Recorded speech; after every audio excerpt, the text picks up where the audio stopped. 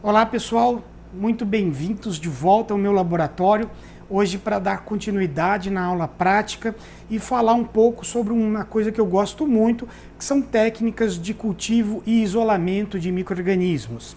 Bem, para falar sobre esse tema, a gente precisa começar a falar sobre meios de cultura, né? Estou aqui com alguns meios de cultura que eu trabalho no meu laboratório, aqui tem vários meios de cultura diferentes e por que a gente trabalha com vários meios de cultura diferentes? É porque, na verdade, existem muitos meios de cultura diferentes, né? A gente sabe hoje, por exemplo, que o metabolismo microbiano ele é muito diverso, a gente já falou sobre isso, vocês tiveram aula teórica sobre isso, na verdade. E para tentar capturar um pouco da biodiversidade microbiana que existe na natureza, ou que existe, por exemplo, associada a nós, ou que está associada a uma determinada doença, ou um processo biotecnológico, alguma coisa do tipo, a gente trabalha com uma variedade grande de meios de cultura. Então, por exemplo, só em um determinado livro de microbiologia ambiental, a gente tem listado mais de 2.000 meios de culturas diferentes para o isolamento de micro-organismos. E apesar disso, a gente sabe que a gente consegue cultivar apenas uma ínfima proporção dos micro-organismos que existem, né? Dependendo do ambiente, a gente estima aí que por volta de 1% daquilo que existem. Alguns ambientes a gente estima um pouco mais, alguns ambientes a gente estima que muito menos do que isso. Caio, por que a gente usa tantos meios de cultura, né? Bem, porque como o metabolismo deles é variado, por exemplo, as alterações na composição do meio de cultura, alterando, por exemplo, um pouco mais de fonte de carbono ou alterando um pouco mais o tipo de fonte de carbono, a gente vai isolar micro-organismos diferentes, ou melhor, a gente vai selecionar micro-organismos diferentes, né? Isolar é um passo além que a gente vai demonstrar como funciona hoje. Então, funciona mais ou menos assim. Todos os meios de cultura eles vão ter que ter alguma fonte de carbono, alguma fonte de nitrogênio. Essa fonte de carbono e nitrogênio ela vai variar bastante.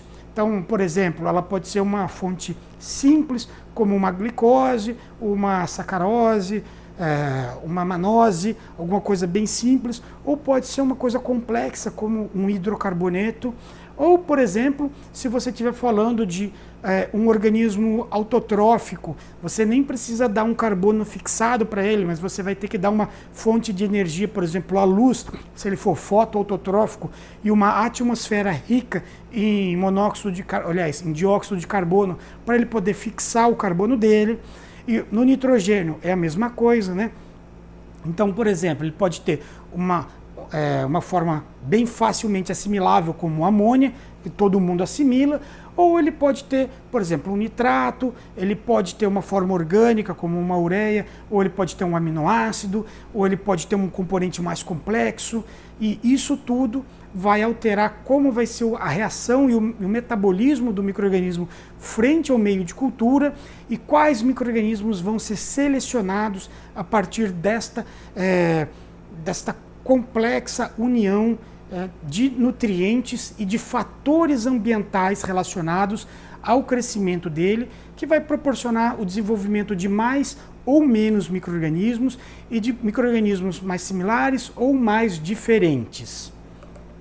Bem, a gente sabe também, porque a gente já falou aqui no nosso laboratório, na nossa aula, que os meios de cultura eles podem ser classificados, por exemplo, em meios de cultura sólidos. Esses que eu estou segurando aqui na minha mão são todos meios de cultura sólidos, né? Então eles estão em placas de Petri e esses meios de cultura eles estão solidificados. Por quê? Porque a gente adiciona um polímero, no caso o agar, e esse polímero ele tem a capacidade de modular a densidade do meio de cultura, fazendo com que ele fique sólido na nossa temperatura ambiente. Mas, eventualmente, a gente vai estar trabalhando com meios de cultura líquidos, como a gente fez na nossa primeira aula prática. Então, na minha mão, eu estou com 2 meios de cultura, eles são exatamente idênticos em composição, com exceção da presença ou não do agar. Ele é um meio chamado de N-Brip, ele é bem branquinho, vocês estão vendo, porque ele tem fosfato de cálcio, fosfato tricálcico, na verdade, E esse daqui, ele está sedimentado, então ele fica esbranquiçado quando a gente dá uma chacoalhada nele. A gente usa, por exemplo, esses meios para selecionar bactérias com capacidade de solubilizar fosfato. Vou demonstrar isso um pouco mais tarde para vocês. Agora, o meio pode ser sólido, o meio pode ser líquido, mas o meio pode ser um intermediário entre essas duas coisas. O meio pode ser semissólido. E quando que a gente usa um meio, quando a gente usa outro? Bem, meios sólidos, eles são sempre utilizados quando a gente quer fazer, por exemplo, o isolamento dos micro-organismos, quando a gente quer, por exemplo, fazer a visualização das colônias, quando a gente quer ver morfologia das colônias.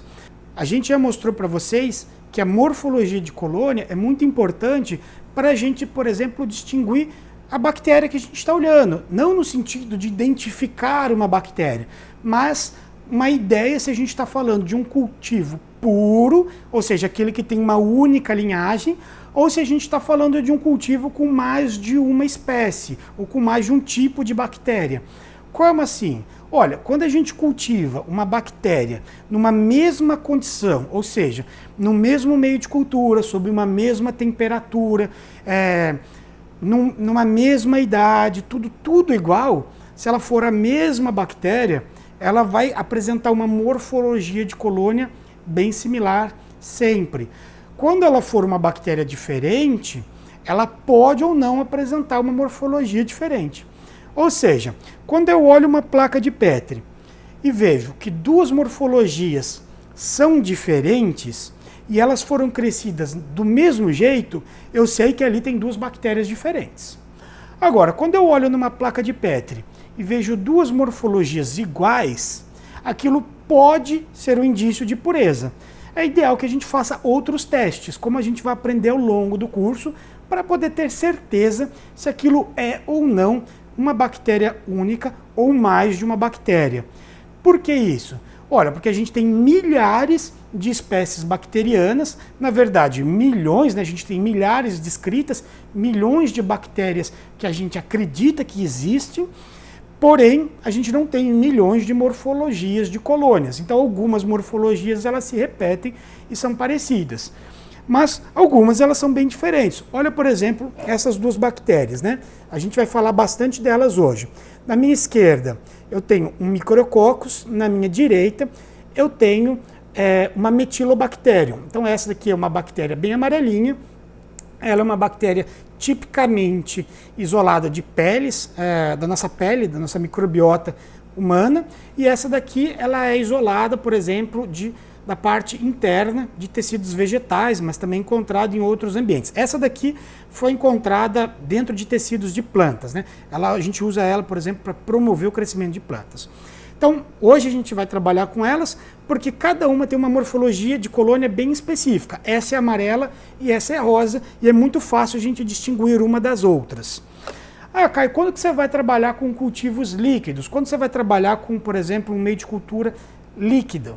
Bem, quando eu quero, por exemplo, produzir grandes quantidades de células, normalmente a gente faz cultivos líquidos, né? A gente aproveita melhor a nossa cultura quando a gente faz um cultivo líquido. Eu vou dar um exemplo para vocês. Por exemplo, quando eu estou numa placa de Petri, a bactéria ela vai consumir sempre uma região próxima da onde ela está colonizando. Se tem uma região daquele cultivo onde ela está longe, ela não vai conseguir aproveitar os nutrientes daquilo lá. Por quê? Porque ela está imobilizada ali onde ela foi colocada, onde a gente estriou ela, por exemplo, né? Com a nossa alça microbiológica. Então, aquela região mais distante, os nutrientes daquilo ali não vão ser bem aproveitados. Já, por exemplo, num cultivo líquido, a gente vai manter aquilo, por exemplo, numa agitação e todo aquele meio de cultura ele vai ser aproveitado, ele vai ser mais homogêneo. Então, a bactéria, ela vai ser... a gente vai, então, nessa condição, a gente vai conseguir ter uma homogeneidade de produção e um melhor aproveitamento para crescer esses micro-organismos. Ou, por exemplo, quando a gente vai fazer uma curva de crescimento, né, vocês já aprenderam, a gente tem a fase lag, a gente tem a fase log, a gente tem a fase estacionária e a gente tem a fase de declínio ou morte. Então, essas dinâmicas de crescimento populacionais, a gente estabelece principalmente utilizando meios de cultura líquidos. É claro que se você for avaliar a dinâmica do que ocorre numa colônia fixada aqui numa placa de Petri, é idêntico, mas a gente avalia esses crescimentos em meios de cultura líquidos. Para finalizar, e o meio de cultura semissólido? Bem, a gente utiliza em testes bastante específicos que vão ser detalhados mais à frente no nosso curso, mas, por exemplo, para verificação da capacidade de motilidade de uma bactéria. Se ela consegue se movimentar, se ela tem, por exemplo, flagelos que possibilitam ela se movimentar dentro de um cultivo onde a gente tem uma densidade que possibilita a gente visualizar a migração dela e que ainda mantém uma certa densidade ali no processo. Ok? Espero que tenha ficado claro essa parte. Então, aprofundando em relação aos meios de cultura, nós dividimos os meios, basicamente, em duas categorias com base na sua constituição. Eles se dividem em meios quimicamente definidos e meios complexos. E eu tenho os dois meios aqui comigo. A diferença entre eles é bastante simples. Os meios quimicamente definidos, a gente sabe exatamente a composição deles. Exatamente. Como que funciona isso? Por exemplo, eles são constituídos por elementos tal como 0,5 gramas de glicose, 0,1 grama de fosfato de potássio monobásico, 0,3 gramas de fosfato de potássio dibásico e assim por diante. São elementos químicos que nós conhecemos, sabemos a pureza, sabemos exatamente o que tem neles. Esse daqui é um exemplo dele. É um meio que a gente usa para isolar bactérias fixadoras de nitrogênio. Ele se chama Spirilo Nitrogen Free Medium. E por que ele é um meio quimicamente definido? A gente tem que saber exatamente a constituição dele para que não tenha nenhum componente nitrogenado, para que quem consiga crescer nele seja apenas aqueles micro-organismos que conseguem trazer o nitrogênio da atmosfera para crescer aqui. Então, esse daqui é um exemplo de meio quimicamente definido. Mas tem muitos outros meios quimicamente definidos, né? Todos aqueles que geralmente são bem padronizados, são, por exemplo, utilizados para testes, para avaliar, por exemplo, a influência de um determinado fator único, etc. e tal, esses são meios quimicamente definidos e são muitos deles utilizados. Aqui eu já tenho um outro meio, é um meio complexo, a gente já utilizou ele na nossa primeira aula prática, é o meio TSA, e ele usa triptona de soja, né? Então é basicamente um digerido de soja que pega mais a parte proteica da soja, e nisso vem um monte de coisa junto, certo? E quando vem um monte de coisa junto, eu não sei exatamente o que vem. Eu sei que vem um monte de coisas digeridas da soja, de fácil assimilação. Então vai ter carboidrato, vai ter lipídio, vai ter proteína, vai ter uma série de coisas. E essas coisas servem de alimento para os micro-organismos, mas eu não sei exatamente o que está aqui dentro. Quando eu não sei exatamente o que está aqui dentro, eu chamo isso de um meio complexo. E para que normalmente eu uso um meio complexo? Eu uso meios complexos quando eu quero, por exemplo, isolar um micro-organismo que eu não sei as necessidades nutricionais dele. Então, esses meios ricos, né, e meios complexos também, são muito utilizados para o início de uma bioprospecção, um início de um processo de crescimento microbiano, onde a gente vai num meio ambiente, pega aqueles micro-organismos, colocam em placa e espera para ver o que vai se desenvolver e dali vai isolar aqueles micro-organismos, tá bom? Quanto às suas funções, os meios de cultura eles ainda podem ser separados em 3 categorias distintas. Eles podem ser meios seletivos, meios indicadores e meios diferenciais. O que diferencia todos eles? É muito simples. Os meios seletivos eles são desenhados, como o próprio nome diz, para selecionar um grupo específico de bactérias. Lembra esse meio desenhado para selecionar bactérias fixadoras de nitrogênio que eu comentei agora há pouco? Ele é um exemplo de meio quimicamente definido que é um meio seletivo, né? Mas, por exemplo, todo meio que restringe a sua fonte de nitrogênio com a remoção completa de nitrogênio, é um meio seletivo. Mas existem outras formas, como por exemplo, se eu colocar um meio de cultura com a única forma de carbono é um hidrocarboneto, eu vou fazer um meio seletivo para bactérias degradadoras de hidrocarboneto. Ou, por exemplo, se eu coloco um determinado antibiótico no meu meio, eu vou fazer um meio seletivo para bactérias com resistência àquele antibiótico. Então, são vários os tipos de meios com capacidade de serem meios seletivos. Meios indicadores, eles já são diferentes. Eles são desenhados para indicar para a gente um determinado processo fisiológico do micro-organismo. A gente usa muito eles em testes bioquímicos para entender, por exemplo, se um determinado micro-organismo é capaz ou não de fazer uma determinada função. Geralmente eles têm alguma substância que indica um processo. Pode ser, por exemplo, um indicador de pH. Alguma coisa que quando acontece um processo metabólico, ele vira o pH e a viragem de pH altera a sua coloração, fazendo com que ele indique que o processo aconteceu.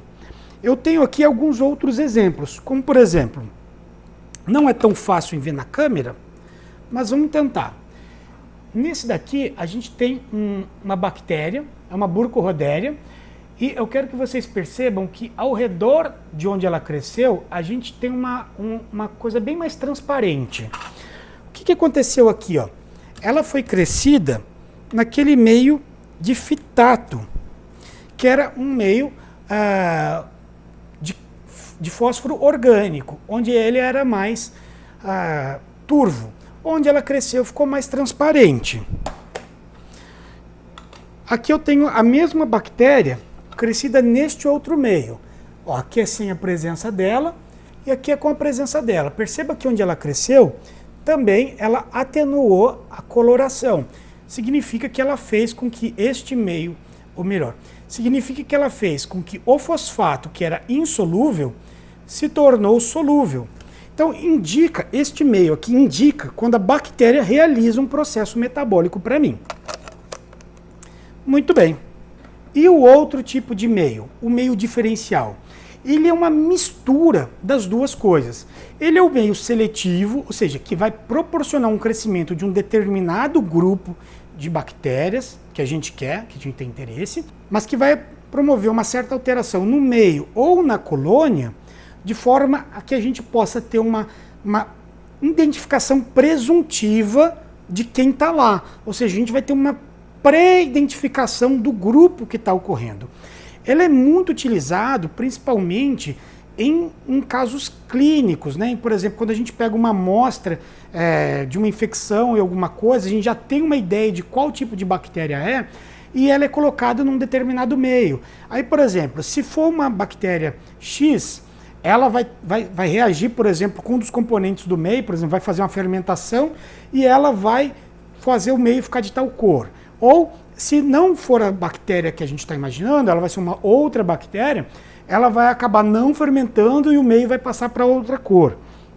Eu tenho aqui um exemplo desse tipo de caso, que é um meio desenvolvido para isolamento e seleção de Haustonia, né? Então a Haustonia ela é um patógeno vegetal, ela é um fitopatógeno, e essa bactéria ela tem uma capacidade de resistir a alguns antibióticos. Então esse meio ele tem presença de alguns antibióticos que inibem muitas bactérias, e ele tem presença de uma substância que faz com que a Haustonia ela fique vermelhinha no centro dela.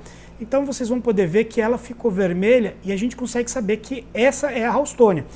Essa é a mesma bactéria crescida em um outro meio. E a gente pode ver que sem essa substância ela não fica vermelha. Então essa daqui não é um meio diferencial. Esse é um meio diferencial e eu consigo assumir que isso aqui provavelmente é uma Haustonia pelo comportamento que a colônia teve. Acredito que ficou clara a diferença entre composições e funções dos meios para vocês. Agora que a gente já entendeu tudo sobre meio de cultura, vamos falar sobre a parte do isolamento bacteriano? Bem, como que isso acontece, né? Vamos pensar que a gente quer trabalhar com uma amostra qualquer. Uma amostra que a gente está, por exemplo, que veio lá da natureza. Vou usar um exemplo meu, que eu trabalho muito, que são as bactérias que vivem dentro do interior das plantas. Muito bem, a gente vai para o campo, coleta essas amostras lá, traz para o laboratório, e aqui no laboratório a gente faz todo um trabalho de asepsia e desinfecção superficial dessas plantas. Por quê? Porque a gente está interessado naquelas bactérias que estão lá dentro. Passado esse processo, a gente faz toda uma maceração desse material para fazer a liberação das bactérias que estão dentro dos tecidos vegetais. E então a gente faz um processo de diluição seriada, pegando do mais concentrado, diluindo ele 10 vezes, e esse, então, 10 vezes, 10 vezes e 10 vezes.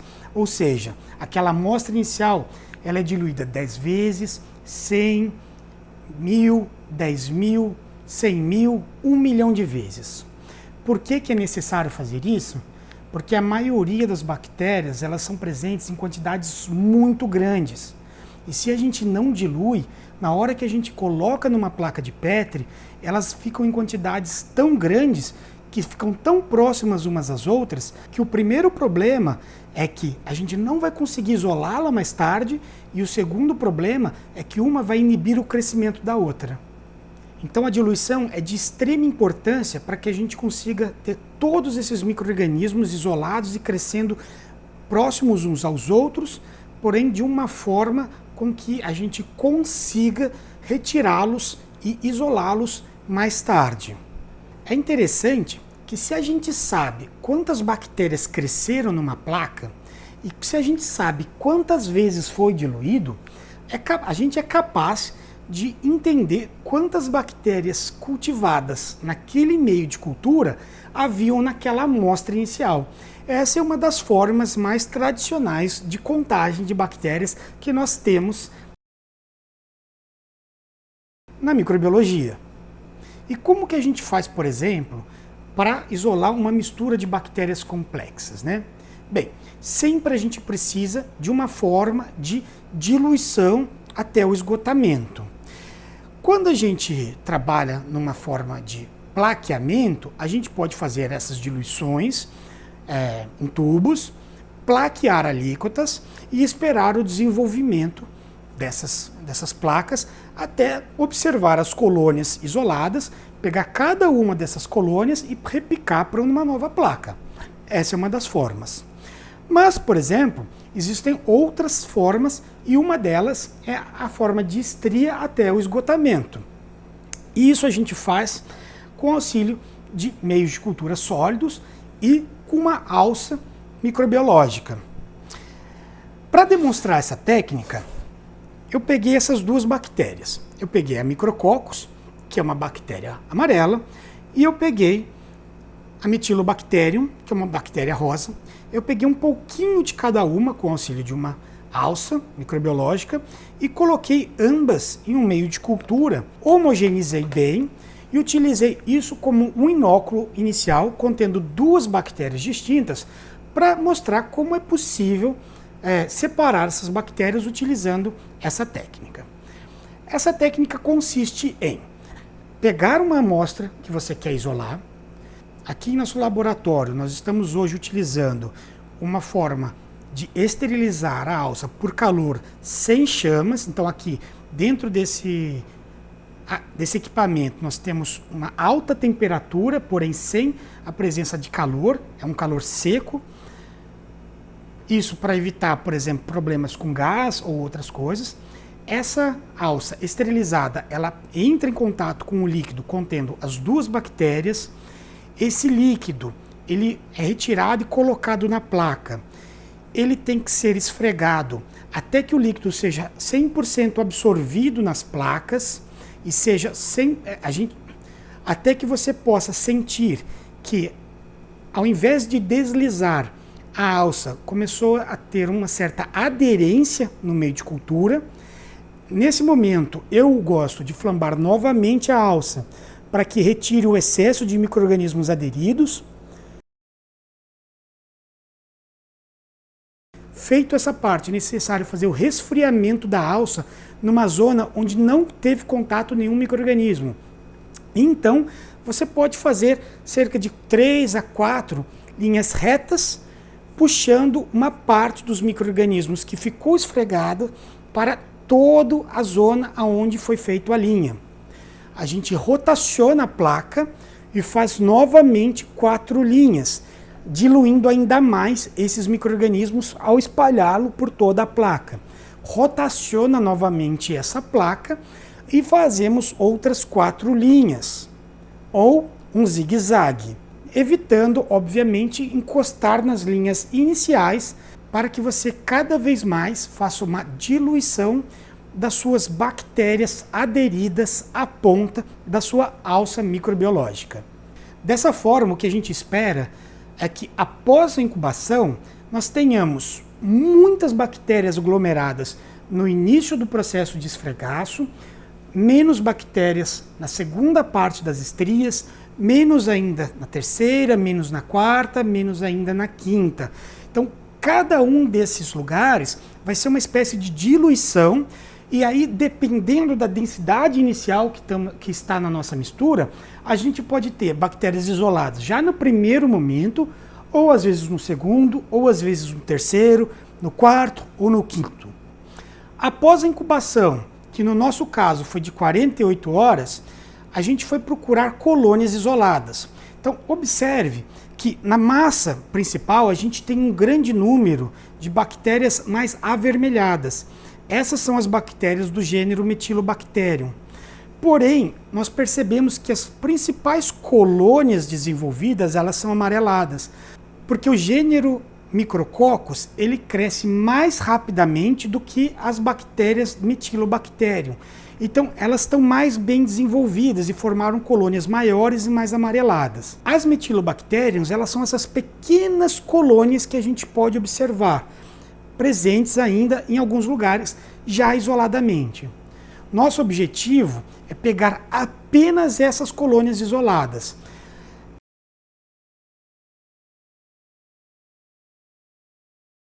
O fato dessas colônias estarem isoladas nos diz que provavelmente ela foi originada de uma única célula ou de um único aglomerado de células de uma mesma espécie. Então é mais provável que ao pegar essa única colônia e levar para um outro lugar, a gente tenha um cultivo puro após esse processo. Então agora a gente vai pegar cada uma delas e levar para um novo meio de cultura, utilizando a mesma técnica, e toda vez que for fazer um repique novo, nós escolheremos sempre uma colônia isolada, garantindo assim a maior chance de pureza na manutenção dos nossos isolados.